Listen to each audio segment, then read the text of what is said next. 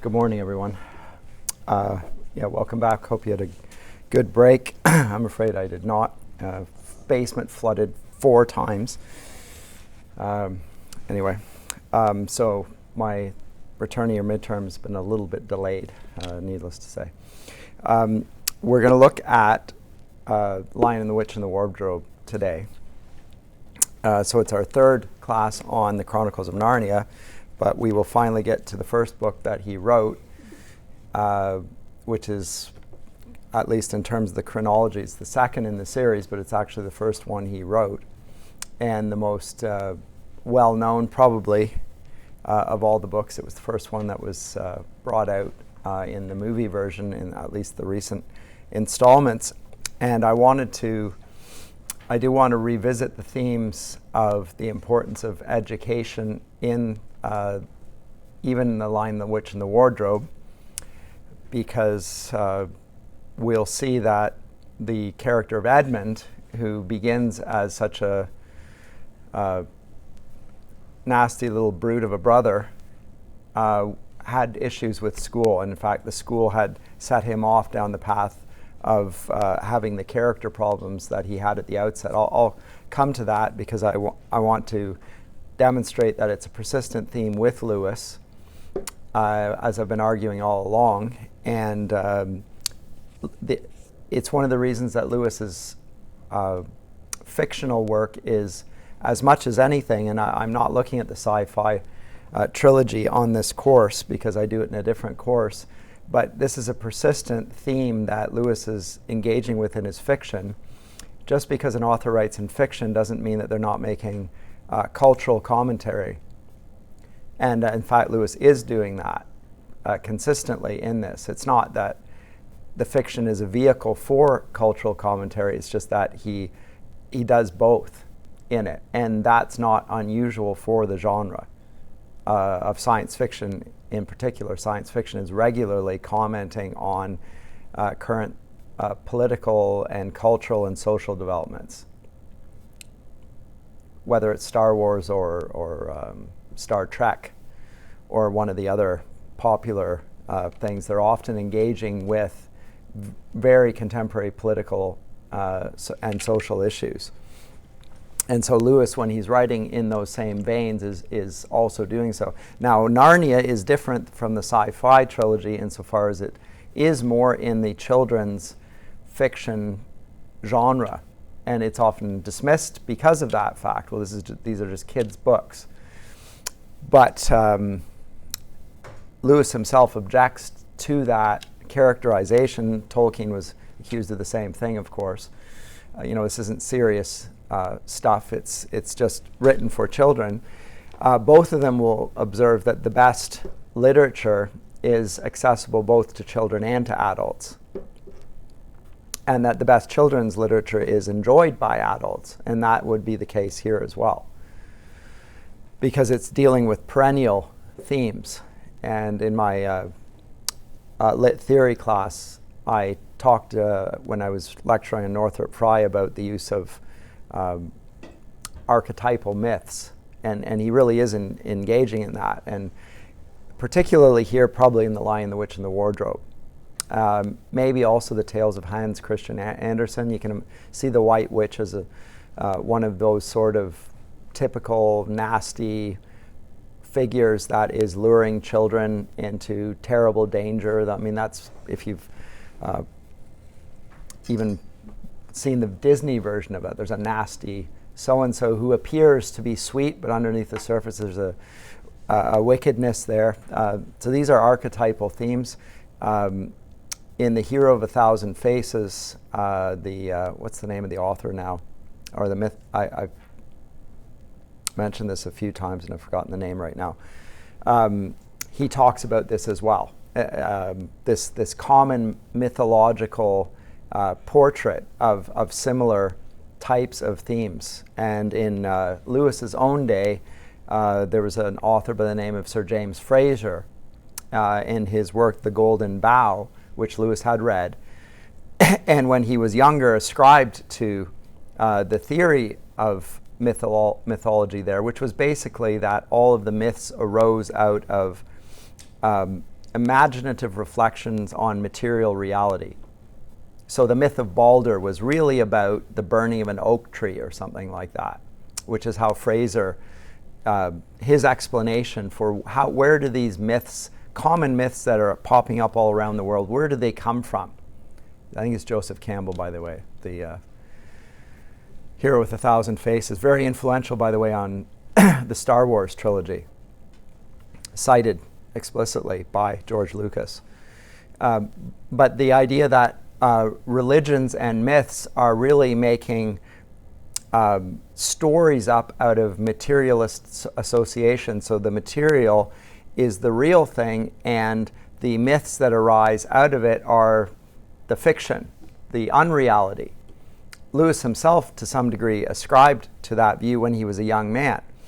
As he got older, he not only disagreed with it, but he wrote explicitly against it and went after it repeatedly. And one of the best works on that, but one that I'm not going to deal with on this course because I understand my colleague Dr. Davis is doing it, and I'm not trying to overlap too much, is it Miracles. I didn't put Miracles on the course, did I? No.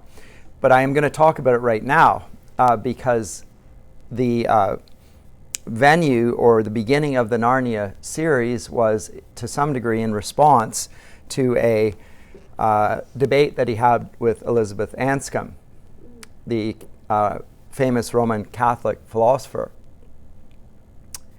who later biographers like A.N. Wilson, this is before Wilson himself converted to Christianity, but when he was an atheist and writing against Lewis's Christianity, and he did so in rather unflattering terms, and accused Lewis not only of losing the debate to Anscombe and to a woman at that, which of course he says was particularly grievous to Lewis, because of course Lewis is a misogynist, because all men are, right? And that would have grieved him particularly, but because of that, Lewis could no longer cope with reality and retreated to the realm of fiction. That's more or less Wilson's contention about this. And we find that Carpenter, I didn't bring the Carpenter, Humphrey Carpenter. There's many biographers, by the way, on Lewis. He's such a fascinating character. But even Carpenter says that Lewis was so shaken by this debate with Anscombe that he reverted back to being like a child. It's almost like a Freudian. He became like a child, a little boy who was being degraded and shaken by a figure who was a witch. And so the white witch that appears in The Lion, the Witch, and the Wardrobe is basically a figure of Elizabeth Anscombe. That's the explanation for this. But there's a sudden turn to writing fiction here. And it comes directly after he'd written the book Miracles, which he then debated with Anscombe. So he wrote and published Miracles, a preliminary study, and then had the debate with Anscombe, and then having lost the debate in his own mind as well, and to others who were present, he stopped doing the debating in the Socratic Club, which he did for a very long time, doing apologetics in that form, and he started writing his series of fiction. Now for these biographers, that is Wilson and Carpenter, that's because he just couldn't cope with the fact that he'd been whooped, and by a woman at that. And so now he retreats into the realm of fiction. I think this is unfair on Lewis, unfair on Anscombe, and misunderstands how Lewis understood fiction, which is another way of engaging and presenting his own views. I don't think he ever retreated from the view that he presented in Miracles. Never. In fact, he produced a second version of Miracles, which responded to the criticisms made of it by Anscombe originally, which Anscombe herself said showed that he was a serious philosopher, that he was willing to amend his views.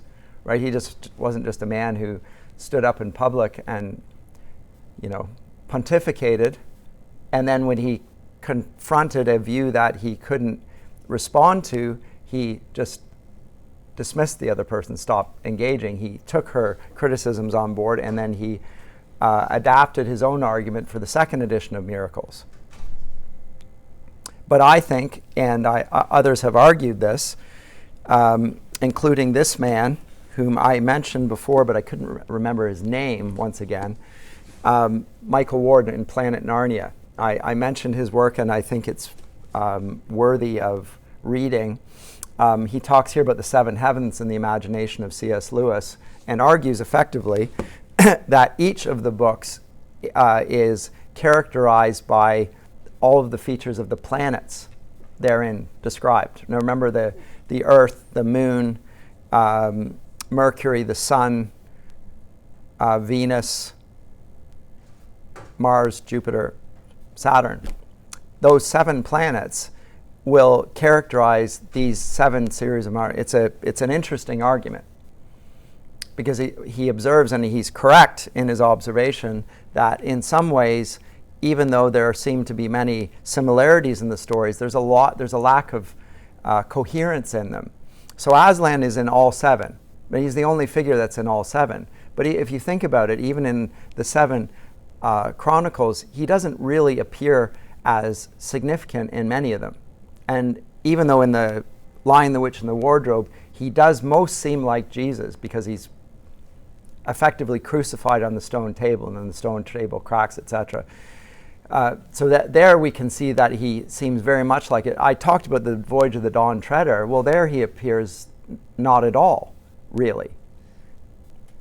He appears in a sunbeam, actually, and he appears in an albatross, and he appears in the voice of a lamb, right, in various guises, but he doesn't actually appear as the great lion.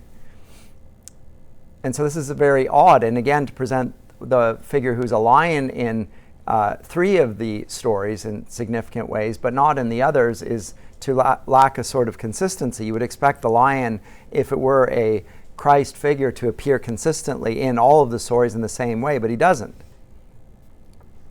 And so Ward notes, and rightly so, that there's a lack of coherence in that sense, but he argues that the coherence is in the connection of the seven heavens and the seven planets therein. So it's an interesting argument and worthy of looking at, I would say. Yes? Sorry, how did you say miracles related to the Lion, the Witch, and the Wardrobe? I'm going to get to that now. But yeah, sorry, I'm jumping around here a bit. But you're correct.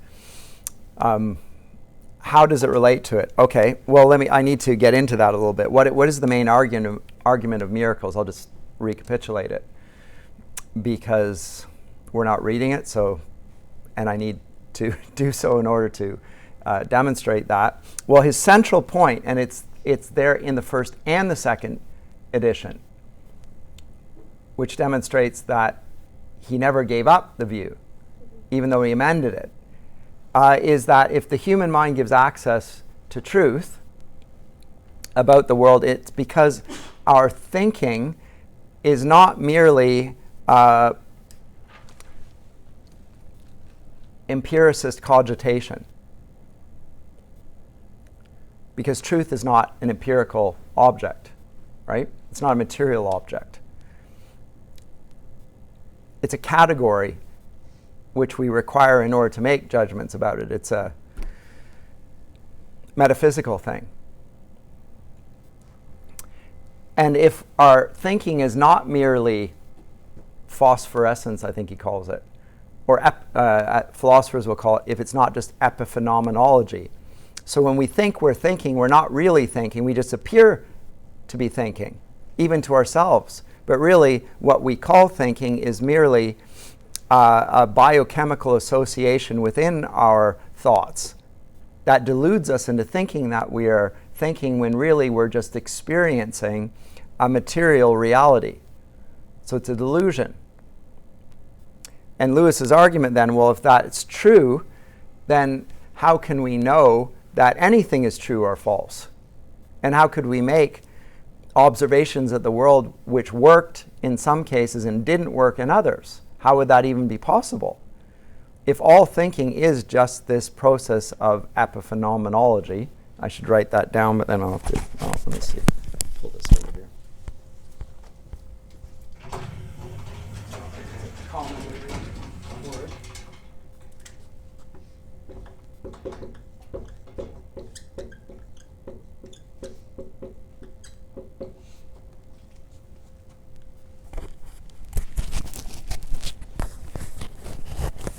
The word phenomenon here refers to the appearance. It's a Greek word. And this arises from the appearance. So it's an appearance of thinking. When I say appearance, it appears to us that we're thinking, but actually we're not. And the reason we're not is because thinking is just a material, biochemical process and nothing but that. Whereas Lewis argues that it's a participation in the cosmic logos. It's presented by a rational, logical mind. When we think about things, we're participating in a reality that is immaterial. It's non-material. It's not reducible to the material.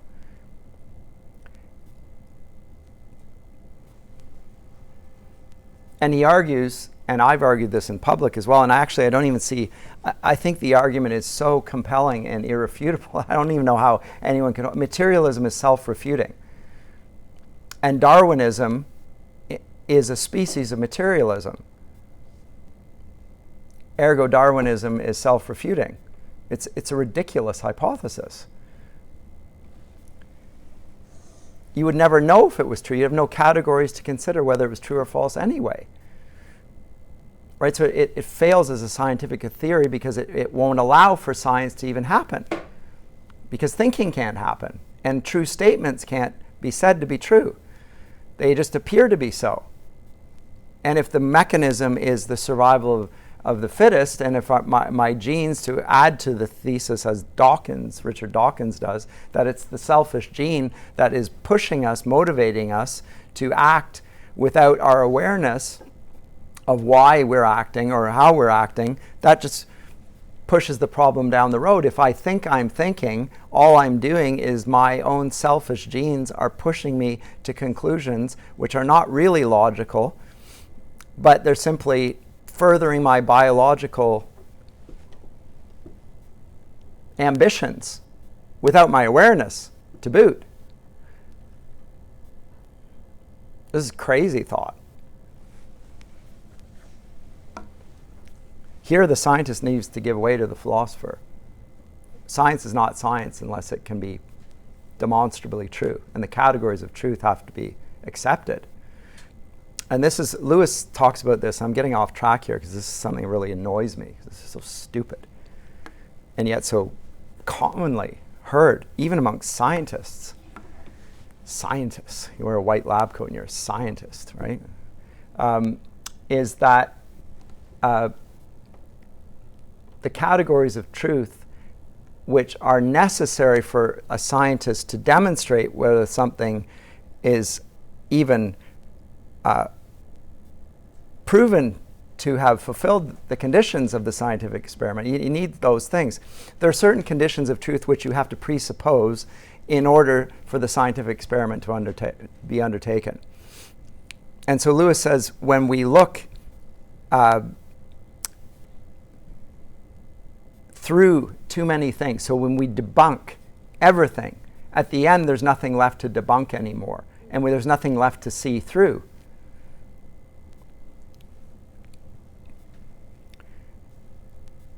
So if our mental processes are determined wholly by the atoms in our brain colliding, there's no reason to suppose that our beliefs are true. There's absolutely no reason. And therefore you have no reason to suppose that your brain is composed of atoms then. So as I say, it's self-refuting. The idea that we are materially motivated, what's the basis for that? Even the idea that we're made of atoms. That's a scientific hypothesis. It's either true or not true.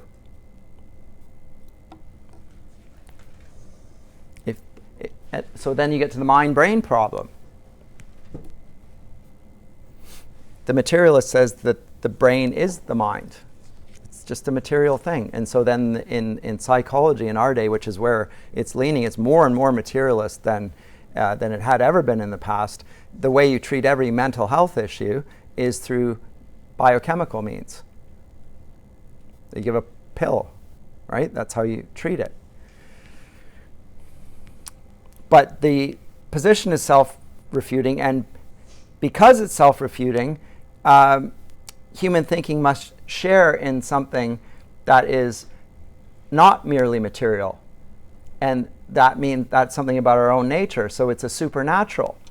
Hence, his justification for miracles. So it's a participation in supernatural reasoning. It's above nature. It doesn't contradict nature.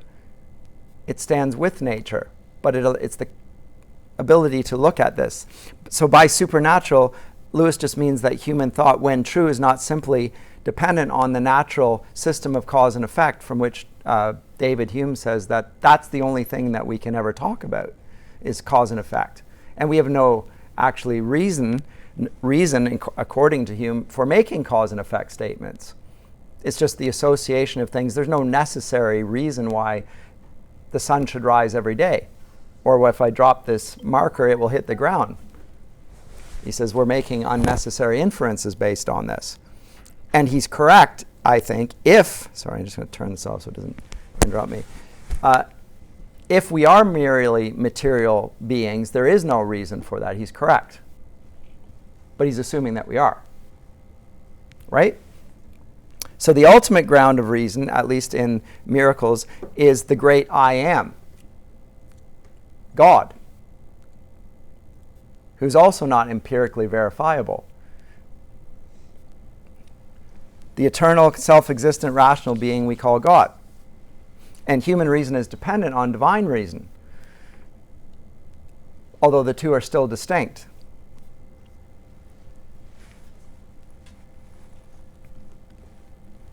So there's a necessary presupposition about human nature which is not empirically verifiable but is necessary in order to explain human experience and the very capacity to think.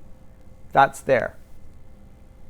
Now, I don't know if that's much of a summary, but when Lewis presents his Narnia Chronicles now, and this again is the first book, The Lion, the Witch, and the Wardrobe, he's not arguing that reason constitutes the imago Dei. So God is not reason. He's not the divine rationality.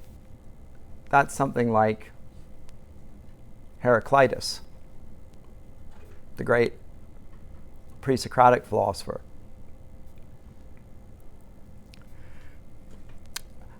He is going to argue, and go back to what I said, I think it might even have been the first class. It was when we were talking about his book on education.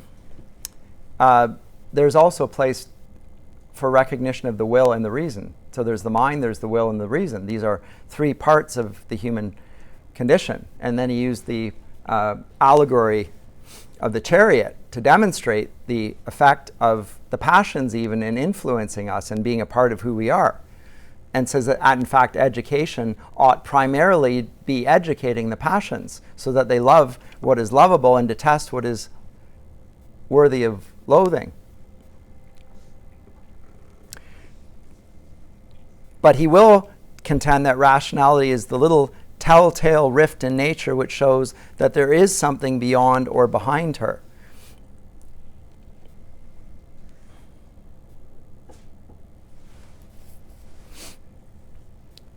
So how does he connect it with Narnia then?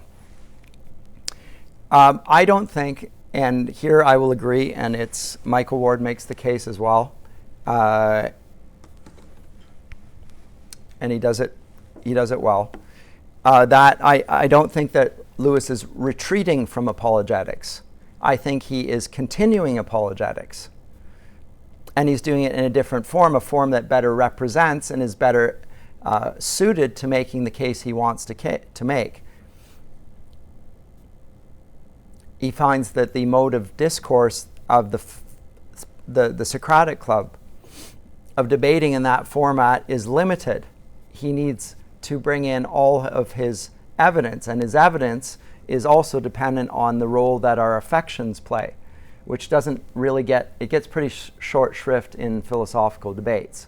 You can't appeal to, in a philosophical debate, to the, what he elsewhere calls the blessed longings, the selige Sehnsucht.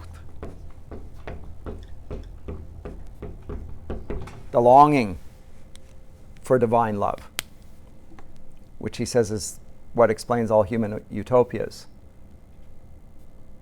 And the reason why the children love Narnia is because Narnia reminds the Narnia which they imagined when they went through the wardrobe and lived in that reality so long as they were so long as they were children, but can't once they get to a certain age. So note that Susan and Peter eventually they can't see Aslan as well. In the end, Susan's the first to go, and then Peter. Remember when he appears in Prince Caspian? And Lucy can still see him, although she's even having trouble seeing him. So as they get older, they can't live in that imaginative reality, which is what the Narnia that they originally visit and experience in the first book, The Lion, the Witch, and the Wardrobe. That is an imaginative world which Jack Lewis himself experienced as a child. He loved that world. He daydreamed, he thought, and he thought it was real. It was as real as anything else. As you get older, you move away from that, being able to live in that world. But in the last battle, Aslan, is it Aslan or is it another character? I think it's Aslan. Says that the reason I think it might have been Lucy. The reason we love the old Narnia is because it reminded us of this Narnia, the real Narnia, right? But this is a fiction, and it's self-consciously a fiction. It's for children. But Lewis is making a commentary on how fiction relates to ultimate reality. And that's what he's arguing about in Miracles. So he's connecting things that are deeply important to him, the importance of stories and their archetypal, true, profound, meaningful sense to the ultimate reality which he's trying to defend in Miracles. So he's shifting from the genre, if you will, of apologetics to the genre of romance. But the he's not dropped or given in to the belief that he had somehow been refuted by Elizabeth Anscombe. He doesn't think so. And she, for his part, so the biographers say that he was absolutely destroyed. And so he had to retreat into this little fictional realm, going back to acting like a baby and writing little kids' stories. Elizabeth Anscombe argues otherwise. He didn't appear to be crushed. He went quiet because he encountered an argument which he didn't know how to address at the time. He'd never heard it.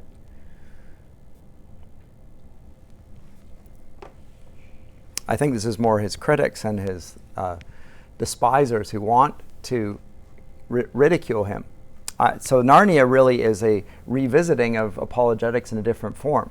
And it's one that accounts for the whole of human nature, as I say, the volitional, and more importantly, the affective part of us, the passions, how we're moved by that. And it's telling that Edmund, at the really outset of it, the witch lures him in by a number of things. One of them is the Turkish delight, which is the best tasting thing he ever had. She also tells him that in her world he'll be a prince, and his siblings whom she wants him to bring next time, you better bring all 4 of them or I might be angry. They will be dukes and duchesses and so forth, but you'll be the prince, and of course one day, it goes without saying, you'll be the king. In other words, you'll marry me. The little boy who's looking to this beautiful woman is moved by all sorts of things. What's he being moved by? That she's playing to his greed, she's playing to his pride, she's playing to his envy, she's playing to his sense of injustice that Peter bosses him around, but now he'll boss Peter around, etc. She's playing on all of these things. Now, all of these things are part of his affective nature. It's his corporal nature. It's his sinful nature. Note that his sinful nature is tied in even with his rationality. But Lewis is illustrating here, even in that initial scene, how much the boy is open to the manipulation of the White Witch. And why is he so open to it? Why of all the children is he so open to it? Well, it's because of the education he'd had. And I'm going to come back to that. But let me continue on with what I was saying about the transition from Miracles to Narnia.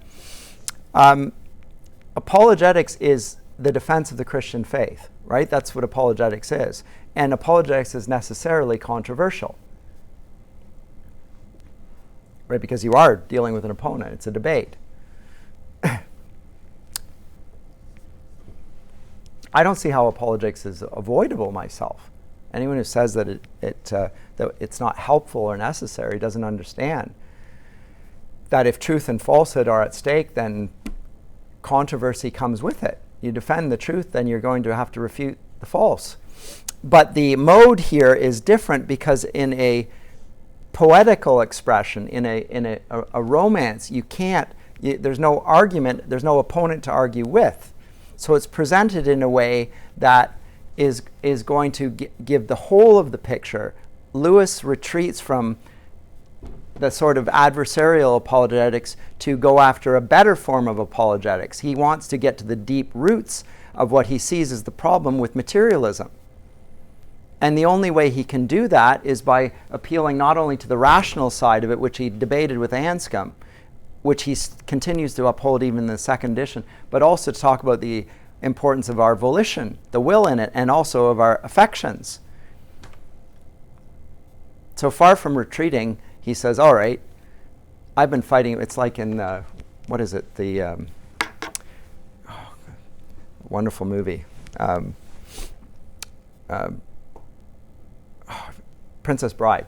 He's only fighting with his left hand, and now he's going to fight with his right hand. Now Lewis pulls out his right hand. That's it, right? So now you're going to get the full force of the position. And so Narnia is apologetics continued in its best form. And I think the demonstration that it's effective is precisely the persuasiveness of the whole series, the popularity of the series.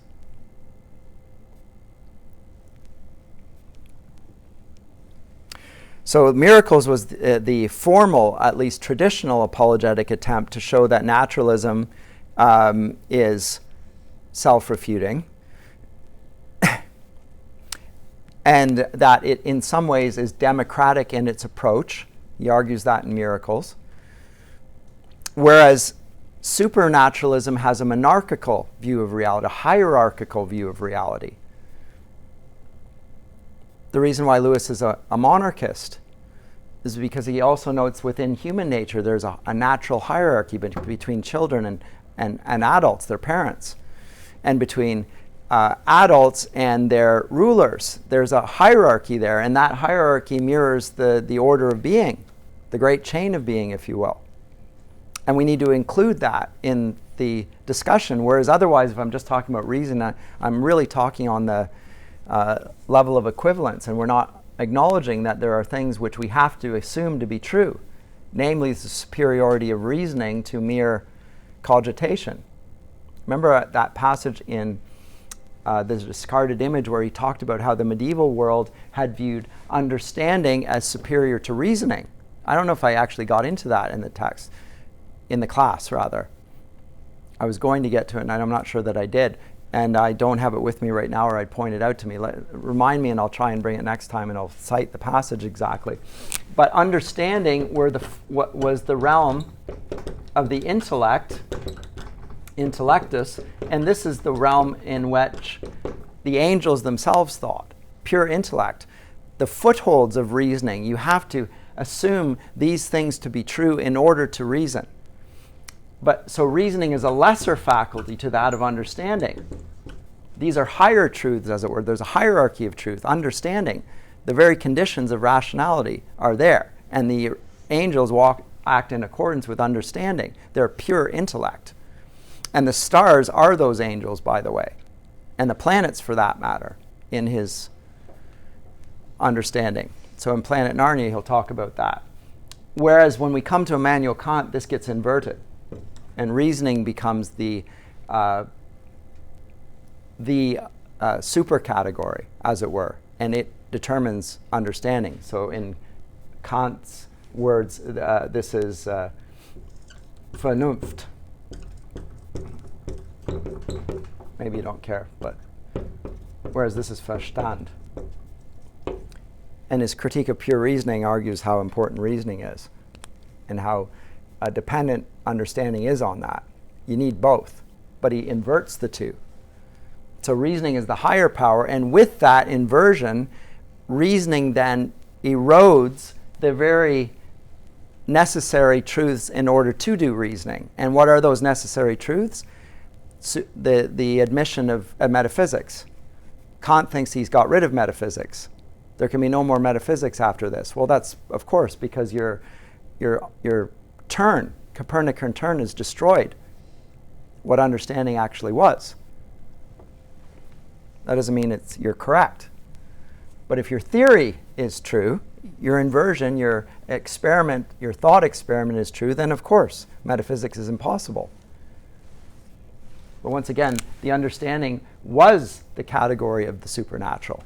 That's what the supernatural beings themselves use. When we understand something, we are leaning on the same assumptions about the nature of reality, which is baked in to all of our world.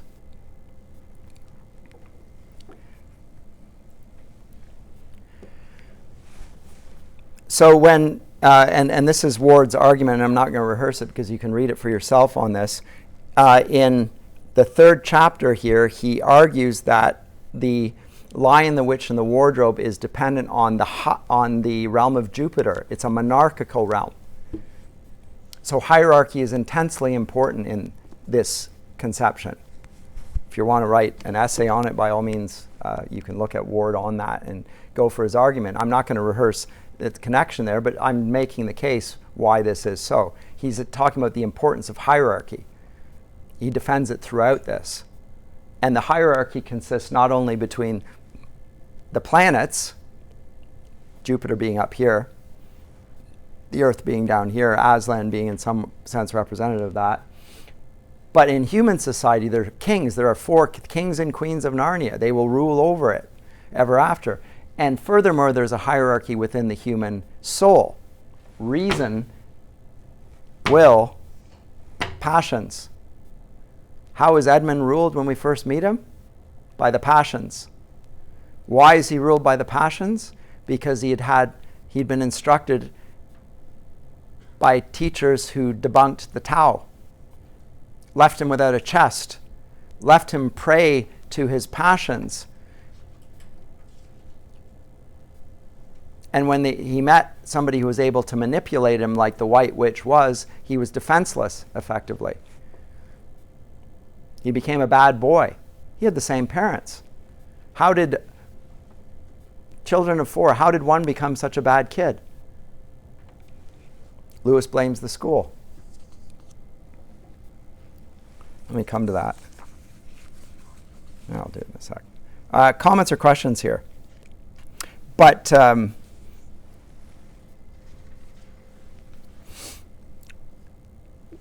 when the children stumble through the wardrobe in Narnia, they don't instantly know where they are. Remember, when Lucy first goes through, she's totally shocked, as you would be. But remember, in Lewis's, as the series develops, she's just a little girl fantasizing. She's actually probably in the back of the wardrobe. The little dreamer. And eventually they're all capable of doing this, but it's the youngest who's the most able to do that. But they're literally and metaphorically in the dark. Remember, they all pile in there. So first it goes Lucy, then Edmund and Lucy, and note that Edmund's capable of doing this, so he's the youngest, and he's also the most corrupt of them because of the education, but still as a young child he's still capable of imagining this. He comes through, and then finally they all pile in. And they're totally in the dark. And everyone asks her what's the matter, and Susan says, I'm sitting against a tree. And look, it's getting light over there. And Peter says, by Jove, you're right. Now, this is a figure of speech in English. Ward argues that Jove is an abbreviation of Jupiter. This is why he's arguing that Jupiter is the... By Jove, you're right. And look there, and there, it's trees all around. And this wet stuff is snow. Why? I do believe we've got into Lucy's Wood after all. So Ward's argument is by Jove is not just a casual expression. It's a appeal the influence of the idea of Jupiter and all the associations of Jupiter. So go back and look at the discarded image for what the associations of Jupiter are, and then see if you find them yourself in the Narnia Chronicles. But you can read his own book on this, and I think it's quite interesting. I'm not sure he's right or not. but I think it's an interesting case, and he makes it well. You can watch him on YouTube for that matter if you want. But Jove is effectively a mask for God in the story, and there are different masks. God appears in different ways. Now, it is true that Lewis does this consistently in his fictional work. So when we come to his best fictional work, which is The Discarded Image, that he will talk about masks for the God, and they're different gods. Till we have faces. Did I not say that? I thought I just did. Okay, in my head, didn't come out. Until we have faces. Yes. What did I say? I did. Oh, okay. Sorry.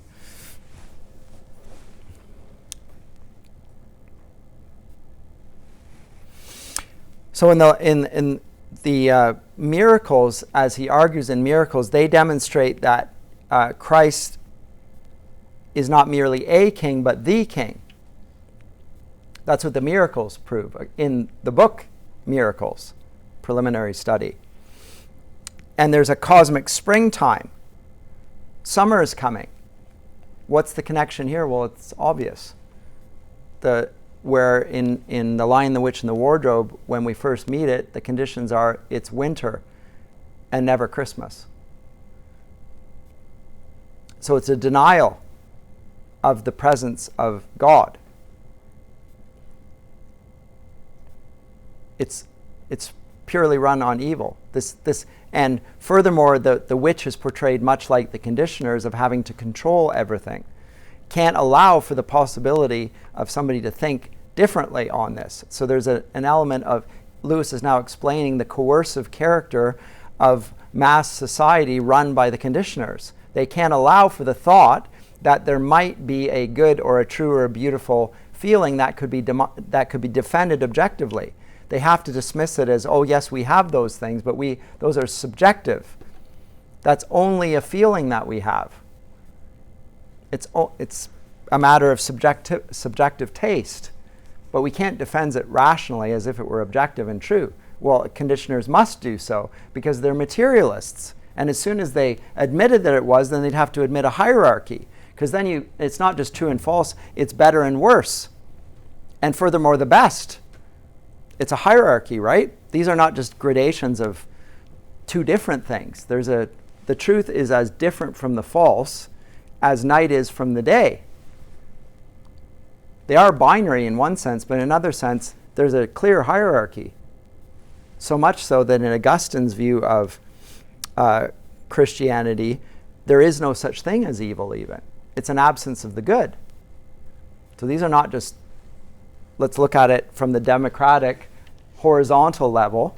We have truth here and falsehood here, and we'll just debate them back and forth. It's up and down. Truth is necessary to understand falsehood even. It's the term of understanding. Likewise, love is what motivates all other things. It's the absence of love. We can call it hate here, we can call it whatever, but really, love is the primary thing. It's the essential thing that permits us to understand a lack of love. And good, likewise, there's an absence of good, which we call evil, but really it isn't, properly speaking, a thing. There is no such thing as evil, argues Augustine.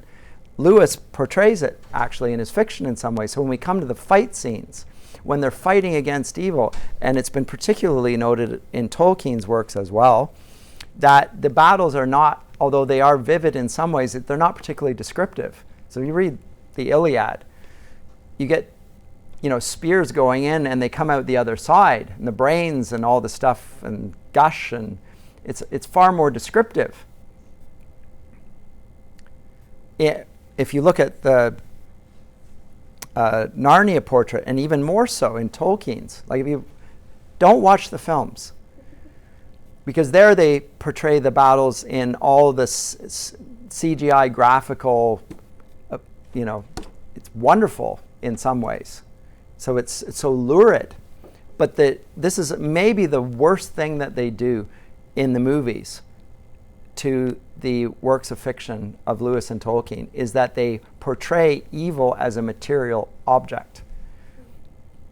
And both men are at pains to suggest it ain't so. Tolkien's more consistent with this. He portrays evil as a shadow, which is something caused by another thing, and it is dependent on the light to even see. So it's well put, the realm of shadow. Though note Lewis calls our world the Shadowlands. Why does he call it the Shadowlands? This is why. It demonstrates the superiority of the light by which we can see all things. And there are different forms of light. Remember I said in Prince Caspian, or the Voyage of the Dawn Treader rather, Aslan appears as a beam of light, even. There's the light of the sun, that's a natural light, but then there's a supernatural light. And illumination and reason partakes of that, or understanding rather partakes of that, and reason acts in accordance with that understanding.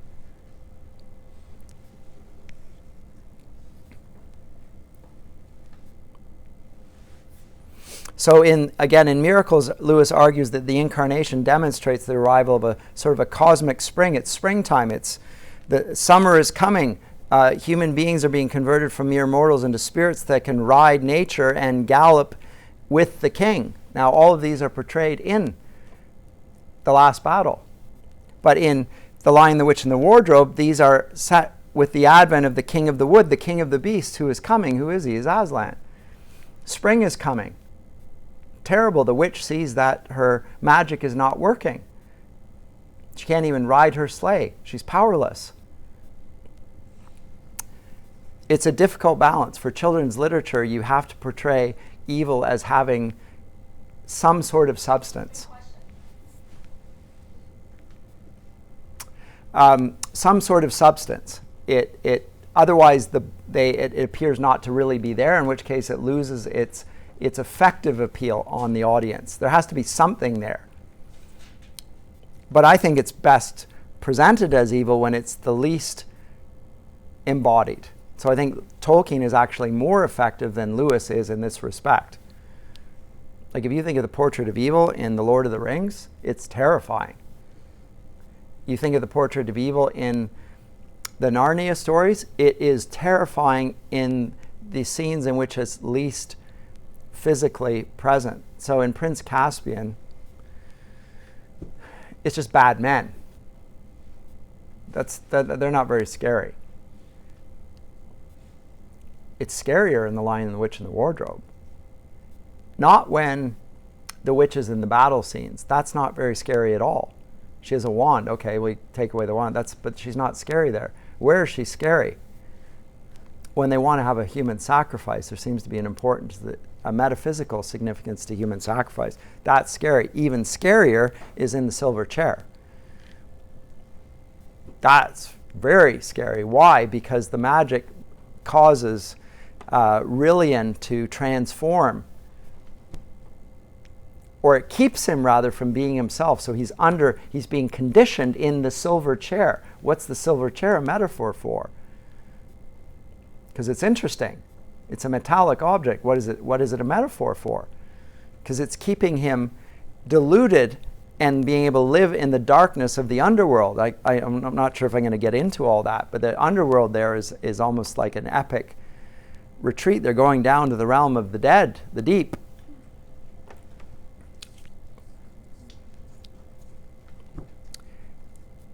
Is it the silver chair of psychiatry, of modern science, which holds him in a delusion, a powerful delusion? At any rate, he in the end hacks the silver chair apart, and then she puts a puff of powder on the fire. And that starts to overwhelm them then as well, until, the Marshwiggle steps on the fire, burns his foot. And then the smell, the stench of his foot burning allows them to break the spell. A lot of effective imagery there, the smells. You think in trauma, people who've been traumatized will often remember certain odd things about their experiences. Smells are one of them. It's a funny thing. Not what they see, but what they smell. The smell will be a part of that childhood memory. It's a strong one.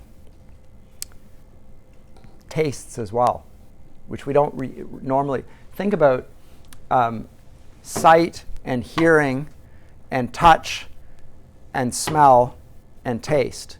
And think about there's a hierarchy, as it were, there. Normally reason is connected with seeing. It's the visual image. The realm of fiction works not through seeing but through hearing. It's more powerful. So does Christianity. Jesus is the Word of God. He's not the image of God. I mean, he is the image of God. He's the image of the invisible God, however. So you can't see God by seeing the man, per se. You just see a man. So you have to understand and you have to hear. And Jesus goes around teaching. And what he says about himself, the disclosure through the ears, are what allow them to see him for who he is. Before that, they only could rely on their eyes. But going back to what I talked about, the hierarchy within our sensations, the ones of taste and smell and touch are very powerful and very primal. And they stick with us. So when the marshwiggle puddleglum steps on the fire and burns his foot, the stench of it allows them to break the delusion which had happened with their eyes and with their minds. So it's very interesting there. And again, it upholds what Lewis taught in The Abolition of Man, about the importance of the affections in education. And we ought to have a sense of disgust at certain things and delight. These are effective words. So when you listen to music, there's a sensation in your eardrum which passes into your cerebral cortex, and but there's a sense that music is a spiritual thing, more so. But at the same time, it is a physical vibration that is happening, and it goes very deep. People love music because they perceive truth in it. And the beautiful is connected to the true and to the good. But you can get this with all of the senses. So some things in Scripture, it talks about how Christians are perceived by non-Christians. And the doctrine of Christ, for us, it's the sweet smell of heaven. For them, the stench of death. Lewis portrays this in his fiction. Right? Think about the dwarfs in the final, if I don't get to it in our next class, in the last battle. They're all in that little enclosure, the little hut. They all get thrown in there in the dark. The dwarves are given a rich array of food, right laid out in front of them. Aslan permits it to be so, right? He gives it to them, and what do they taste? They think it's the poop in the stable. That's what they've been given. They're disgusted by this. They can't see the light. They think they're in a small room, and even being given delightful foods to taste, and they can't even taste it. There's nothing that can move them anymore. And so then they retreat from their alliance to the other creatures of Narnia. The dwarves are for the dwarves. Identity group politics working out at its most coherent, right? We're not going to ally ourselves with the beasts of Narnia and with Aslan. Who knows if Aslan's even real? In fact, the dwarves start making cases that would have been made against Lewis in his appeal in the study in miracles. He's just a beast. He's a lion that other people have talked about. Now you believe is a supernatural being. I've never seen him myself. They debunk, just like the conditioners, the very possibility of an Aslan. And therefore, even when they're confronted with delightful food, they find it disgusting. So it's not just they think this isn't food, they're disgusted by it. You can't get rid of the bodily capacity of human nature. That remains there. And if you won't accept that there are truths about human nature and good and evil, then you will invariably be prey to your own physical substance. And you will have nothing to defend you against false ideas and manipulation. In the end, you yourself create those things. You can't get out of the enclosure that you have created, just like the conditioners. And so what they will encounter, as Lewis himself encountered, even in the academy, is people ridiculing him because he was a Christian. Why? Because they thought it was disgusting. And furthermore, ridiculous. So he's publicly ridiculed. Denied his chair at Oxford University, had to get one at Cambridge, probably out of a sense of rivalry between the universities.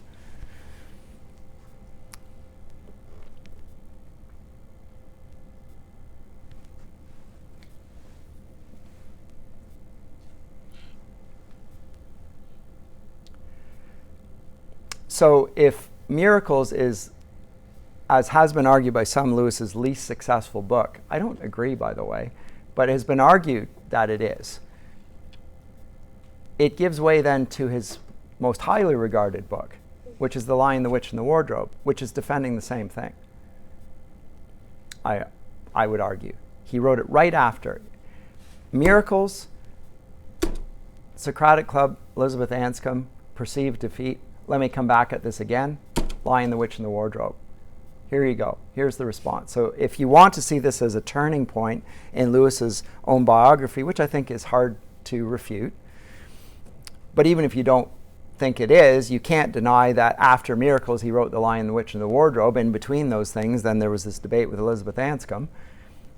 He then goes on to defend the hierarchical view and the necessity of a realm, a supernatural realm, the rational realm, in The Lion, the Witch, and the Wardrobe, and the hierarchical view of reality which he was presenting there.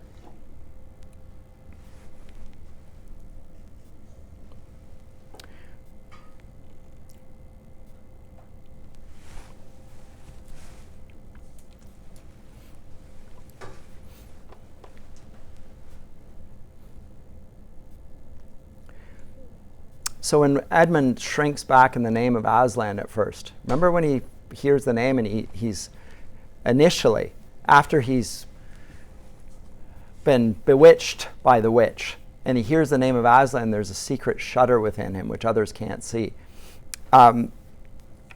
His soul is out of harmony at that point with the world of Narnia. He's in it, and at the same time he doesn't fit there. He does fit the idea of a world that in which the White Witch is the Aslan figure, the leading light, as it were, and will play to his affections but never to his reason. Never. So after Edmund deserts Peter, Susan, and Lucy, Lucy recalls that he'd even asked whether the witch could turn Aslan into stone. He'd even asked that. And then Peter says, so he did, by Jove. Now, his ability to be skeptical about Aslan came from Jove. It's a supernatural category. He thought about that. Is it possible for this to be so? No. In which case, Aslan is superior to the White Witch. This causes him to shudder because he's allied himself with the White Witch. Now, he doesn't acknowledge his dependence, by the way, on Jove. He requires the category of understanding in order to use his reasoning power. He requires it, but he doesn't acknowledge it. And so what he does is he effectively saws off the branch on which he's standing, intellectually speaking, in terms of an argument. So Edmund is like the naturalist who tries to use reason in a way that denies human reasoning. And of course, along with denying human reasoning, the divine reasoner.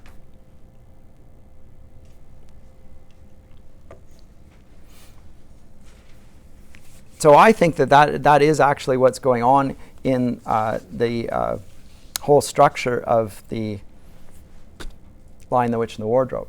It's really about the same sort of thing. If you want to read Ward's contention that this connects with Jupiter in the third chapter of Planet Narnia, by all means have a look at that. And I think he will add substance to it, but I want to give you the main thrust there. I think it's broadly correct.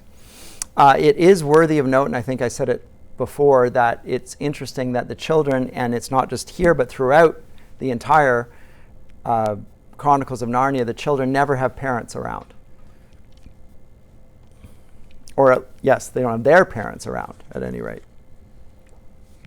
They're all homeless in some way or another. Now, this mirrors Jack Lewis's own conditions. Did I talk about his mother in the last class? I can't remember. Did I talk about his mother in the Shakespeare quote? And I went into, okay.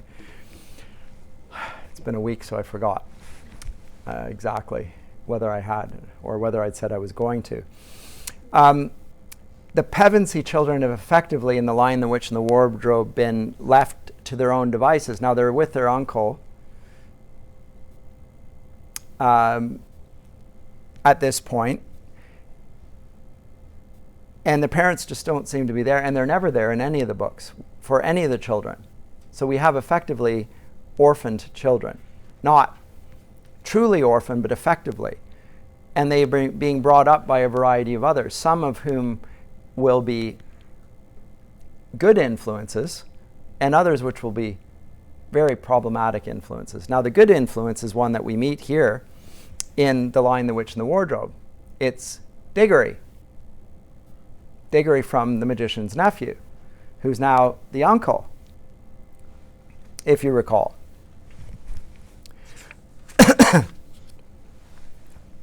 And when he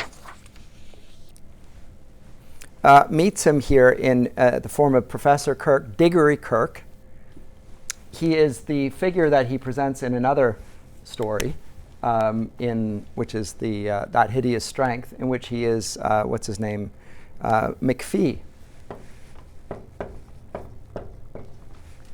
That's how he appears in That Hideous Strength. Here he appears in the form of Diggory Kirk, but in both cases he's like Lewis's great childhood influence, the Great Knock.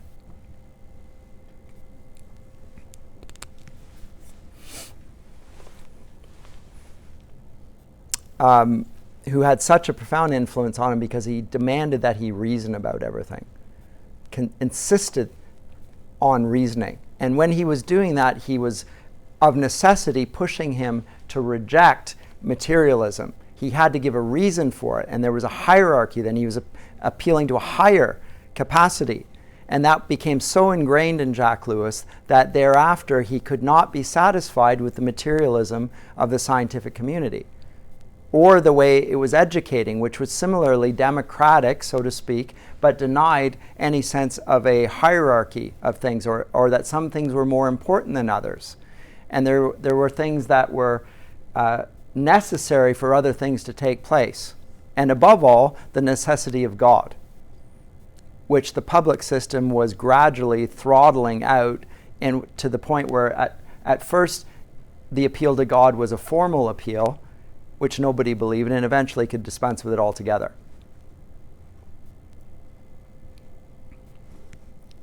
But Diggory Kirk here is Diggory from The Magician's Nephew, and now he's grown up, and he has some of the Great Knock's most obvious mannerisms. So when Peter and Susan don't believe Lucy about the magic wardrobe, they come to the professor.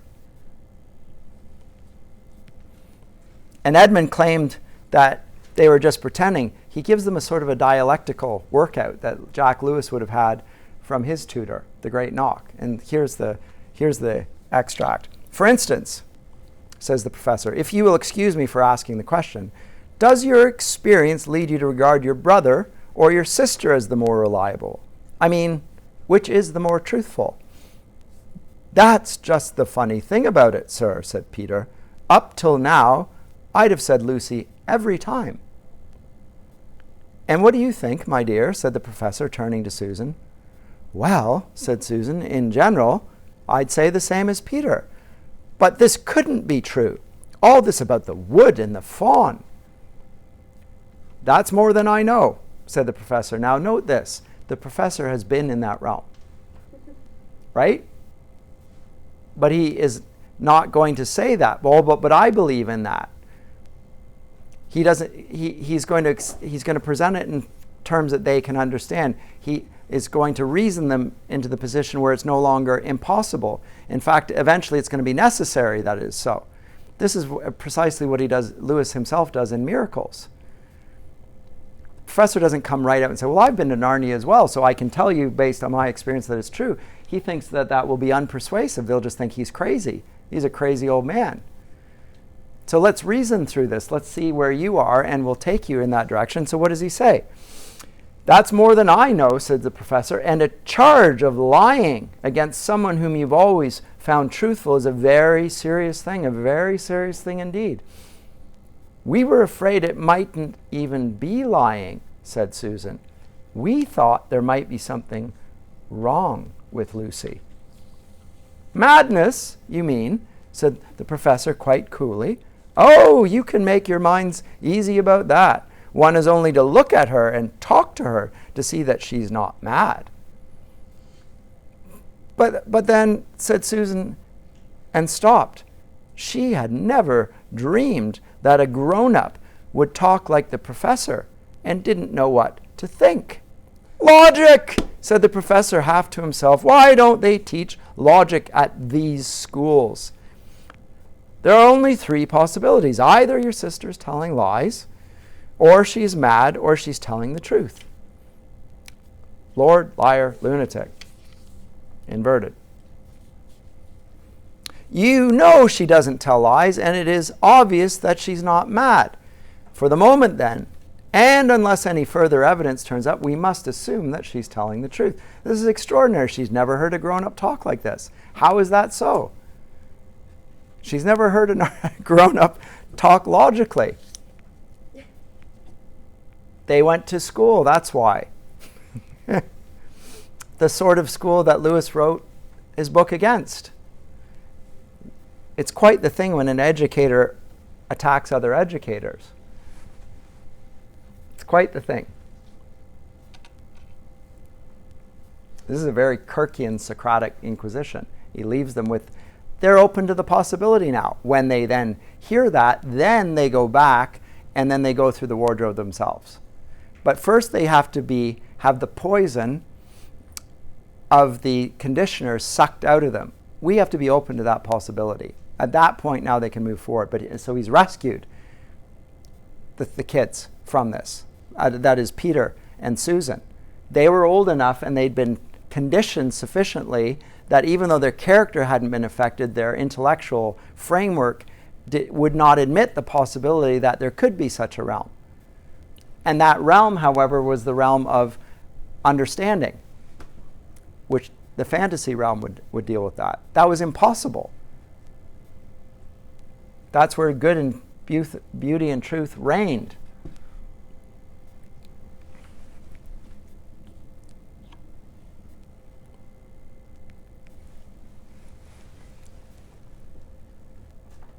Now, in the last battle, we'll find that the Lord Diggory appeals to Plato.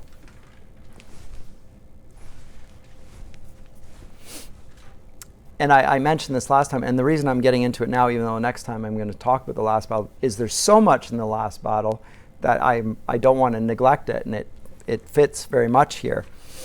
Aslan, so recall here that Peter and Susan find that in what seems to me Narnia, that they haven't been allowed to return there. They find this is a very odd thing for Aslan to say. And of course it would be if Narnia were actually heaven and Aslan is actually God.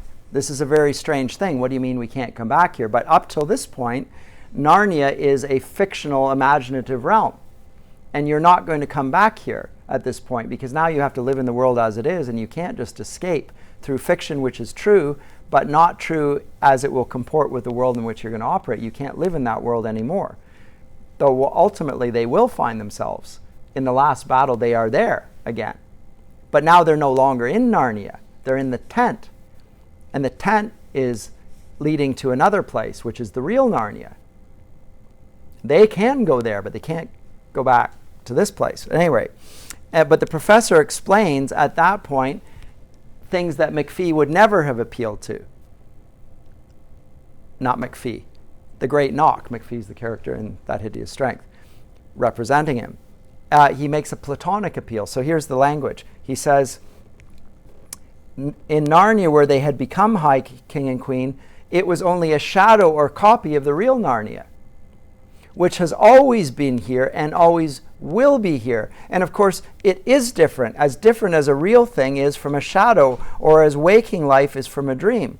His voice stirred everyone like a trumpet as he spoke those words. But when he added under his breath, it's all in Plato, all in Plato. Bless me. What do they teach them at these schools?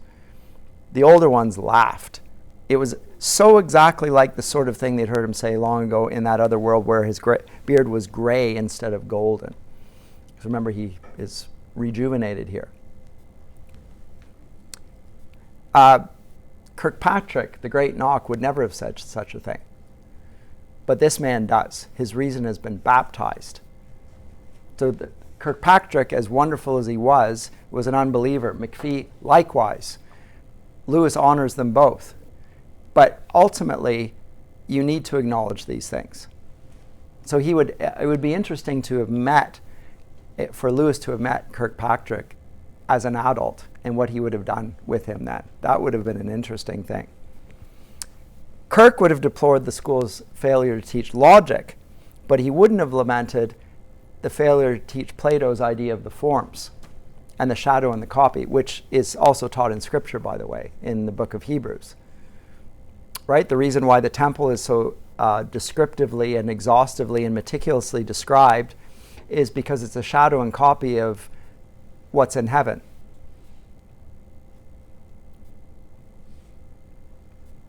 Which I argued in Sunday in a sermon was a shadow and copy of what was in Genesis 1, 2, and 3, which is the Garden of Eden, which is there at the end of the Bible as well in Revelation,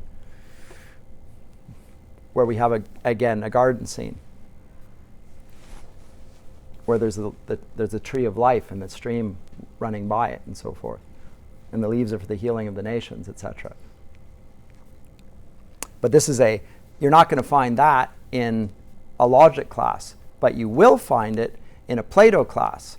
The philosophers are not going to regard Plato very highly. Lewis regards him much more highly because he accounts for a realm that will not only agree with our reasoning capacity, but also with our passions, our affections. It will be true to all of them. So truth will be satisfied, and so will goodness, and so will beauty. All of them will be met there. So it's a total truth. And that's what he needs to respond to Elizabeth Anscombe, he thinks. Comments or questions? We've got a couple minutes here. Please do make comments.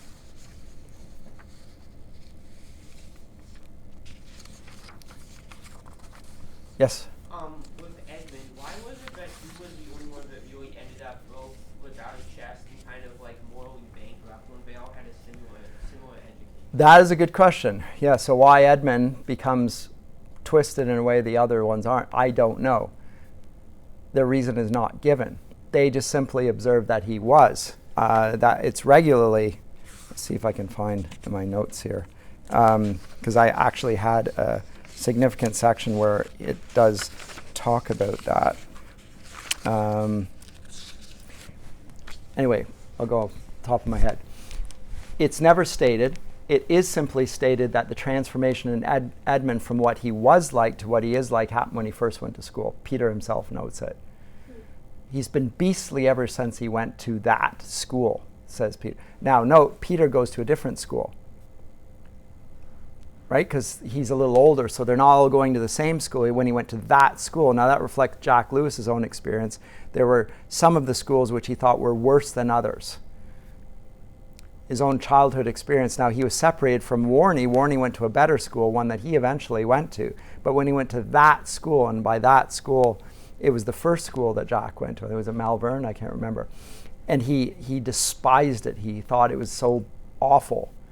And it corrupted him. And what he particularly hated about Malvern is the kids and this system of of bullying. And the very bullying that he decries in numerous of his novels. The kids' passions were allowed to rule. in these experimental schools. Now, Malvern had been a private school. It ought not to have operated like the public schools, but they adopted the democratic way of looking at things, and they wanted the kids to educate themselves, as it were, and let them not to be ruled over by adults, but to effectively let their good natures, their better natures rule over others. And the effect of it was simply that it was a mob rule, and the worst kids ended up running the show, just like they do in is it the Silver Chair? No, it's not Silver Chair. Oh yes, it is, where they come back and they end up with whips. You know, they break down the wall, the lion roars, the wall falls down in the school, and they come out and they hit him with the broads of give him a good beating. And the teacher or the principal of the school ends up being thrown in an insane asylum, which is what Lewis would have thought about the headmasters of such schools, where they allowed children, and the worst children, to run the show. But why it was Edmund, it's unclear. But it's, again, why do people in any context who hear the same things respond differently? It's just, who knows? It's just that he does. So some people are, my explanation, which is never provided in there, is that he is just, his character is different and he's more susceptible to it. Is it because he's the third child? The eldest child tends to be more headstrong, right? It's asked to be in charge. The third, I mean, those of you who've done psychology know a bit more about this. The third children tend not to be leaders in the same way. Peter's less susceptible to it. But the biggest reason is, I think, that Peter and Susan go to a different school, and Edmund's been sent to a different school, and it's affected him, whereas Lucy may not even be in school yet. Right? So she is the most open to Narnia. And Edmund, even though he's the second youngest, he is able to see it before the older ones because he's younger, but he's hostile to it because of the education he's received. It's not just hostile to Narnia, he's hostile to Aslan. The idea that there is a goodness there that rules all things. It's not just that he doesn't agree that he is hostile to it. And it revolts at the very thought. Thank you for the question. I think we're done. I'm going to come next time to talk about the last battle. Primarily, if I can, I'll get into the Silver Chair, which in some ways is my favorite, just because it's so nasty and scary. And it does involve a sort of an epic narrative of going down to the underworld and rising up from it. But the last battle is the one where I'm going to focus, okay? So I'll see you then.